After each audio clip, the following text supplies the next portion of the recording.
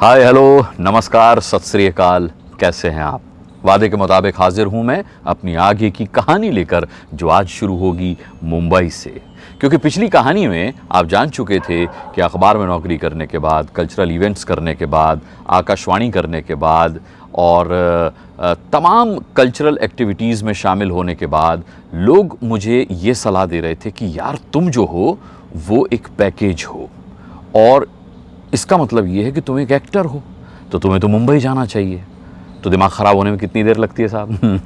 तो मेरे दिमाग ख़राब हो गए और मैं जैसे तैसे अपनी माँ को कन्विंस करके पंजाब मेल पकड़ करके सुबह 7 या 8 बजे पंजाब मेल आगरा आती थी और दूसरे दिन सुबह 7 बजे वो Mumbai VT, Bombay VT, Victoria terminus पहुंचाती थी। यानी 24 घंटे का सफ़र था।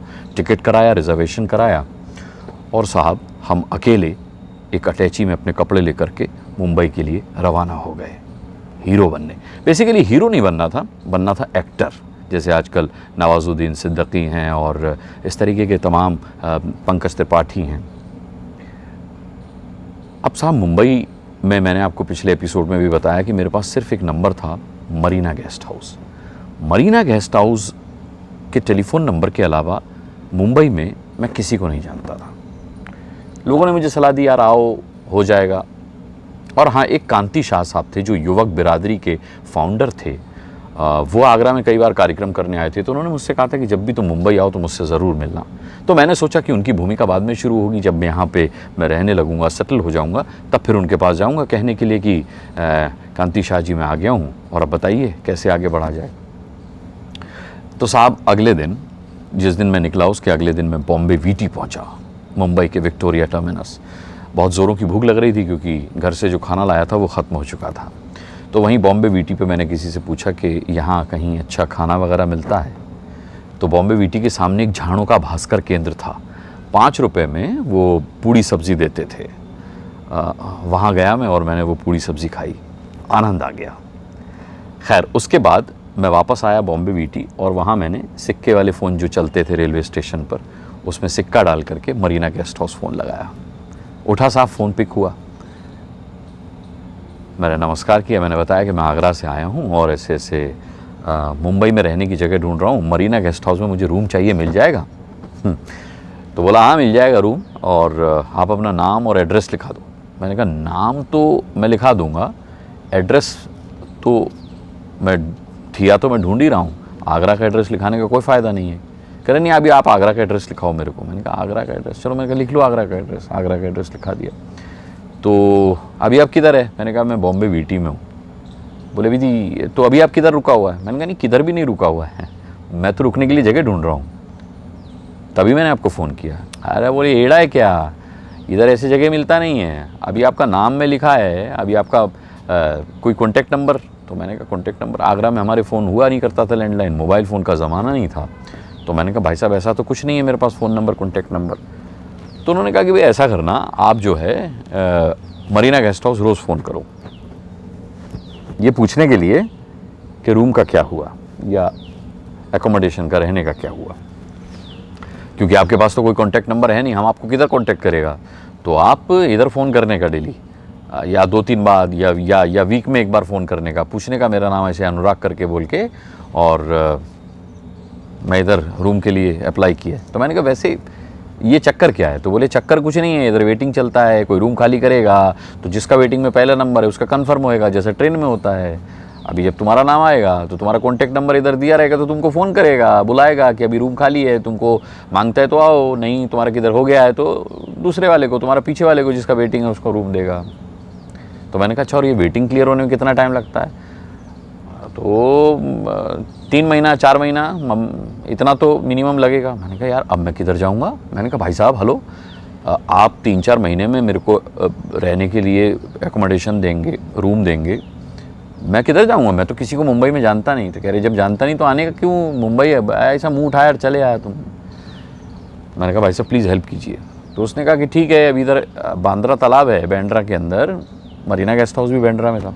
वो बोले हमारे गेस्ट हाउस के पीछे बांद्रा तालाब है, वो बांद्रा तालाब के पास राहत मंजिल बोल के एक बिल्डिंग है, उस राहत मंजिल में हुसैन भाई का गेस्ट हाउस करके है, तुम उधर ट्राई मारो।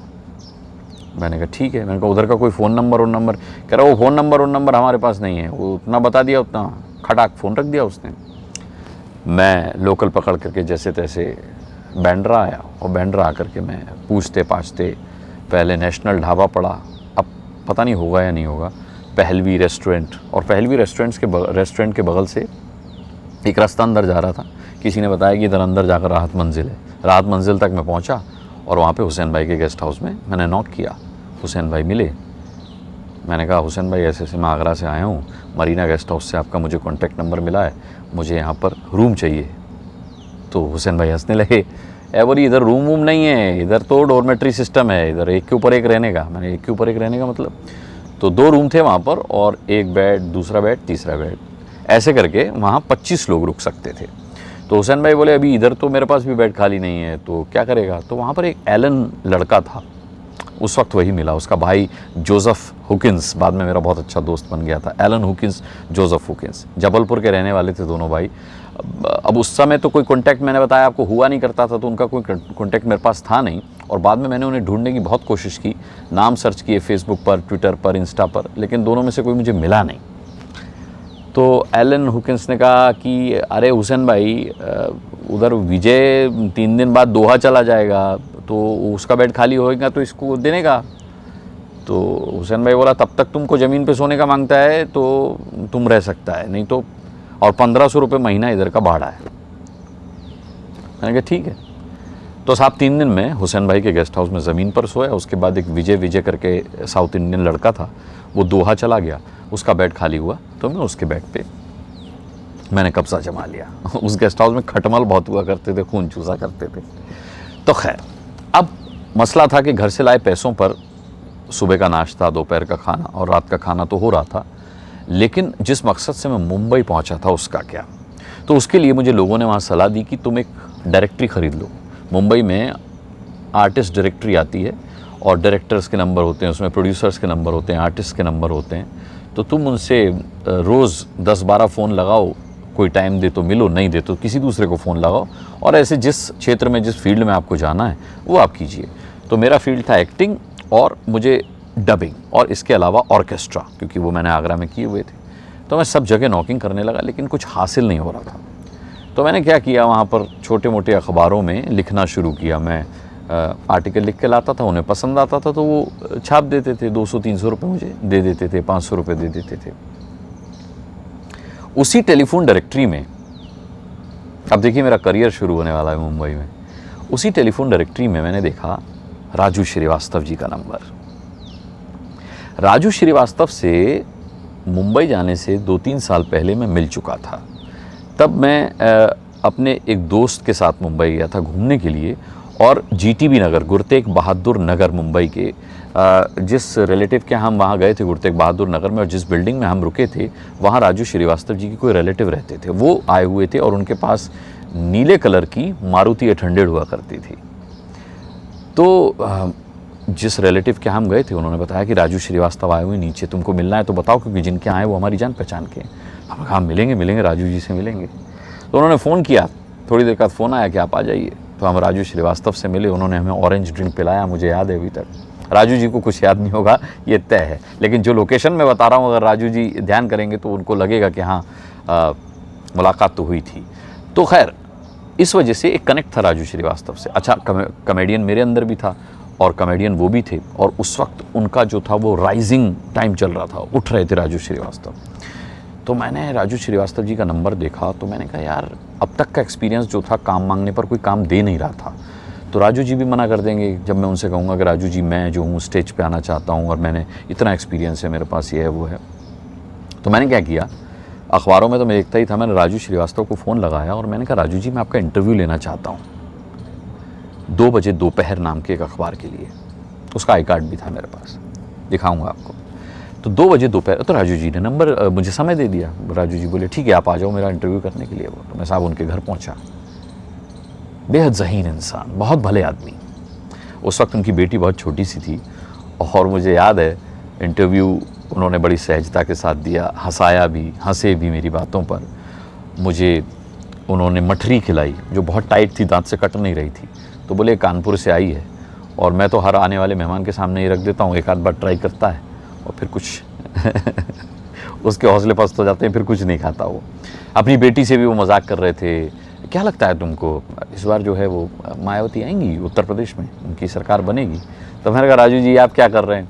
बोले मैं ना छोटे बच्चों के साथ, खासकर अपनी बेटी के साथ इसी तरह का सीरियस टॉक करता हूँ और फिर इसके एक्सप्रेशन जो हैं वो ऑब्ज़र्व करता हूँ। और हम आगे चलकर हमने देखा कि राजू श्रीवास्तव किस तरीके के कॉमेडियन बने, किस तरीके से उन्होंने न केवल अपनी बेटी के एक्सप्रेशंस को ऑब्ज़र्व किया, बल्कि उन्होंने तो बाद में शादी की थाली में रायता, अचार और पापड़ के एक्सप्रेशंस को भी कॉपी किया और उसका एक ज़बरदस्त आइटम बनाया।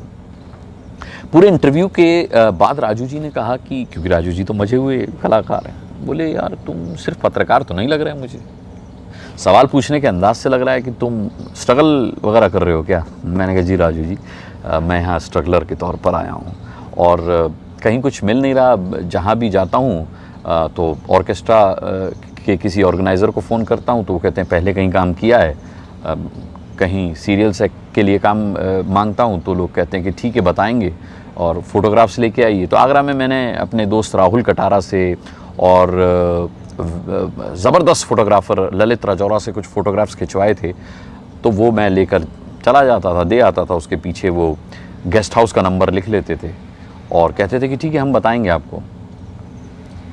क्या राजू श्रीवास्तव ने मेरी मदद की? मेरा मुंबई का स्ट्रगल ख़त्म हुआ? क्या मुझे टीवी सीरियल्स में काम मिला? क्या मैंने मुंबई में डबिंग की? ऑर्केस्ट्रा के मंच पर मैं गया, कल्चरल शोज़ किए? क्या आगरा का जो मेरा भौकाल था वो मुंबई में भी टाइट हो पाया? अगले एपिसोड में बताऊंगा आपको। यकीन जानिए मुंबई के इतने दिलचस्प किस्से हैं मेरे पास। मैं कुछ एक साल मुंबई में रुका था, इस दौरान की कहानियाँ जब आपको सुनाऊंगा तो यकीनन आप कहेंगे कि अरे भाई अनुराग जी इस पर तो एक फ़िल्म बन सकती है। फिल्म ना सही, अभी हम आपसे बात कर रहे हैं और YouTube के ये एपिसोड्स बना रहे हैं, आप इसे लाइक कर रहे हैं, कमेंट इसी तरह करते रहिए, अपना प्यार देते रहिए। अगले एपिसोड को देखना मत भूलिएगा। राजू श्रीवास्तव ने मेरी मदद की या नहीं की ये बताऊंगा। तब तक के लिए बहुत बड़ा नमस्कार, बहुत ख्याल रखिएगा अपना।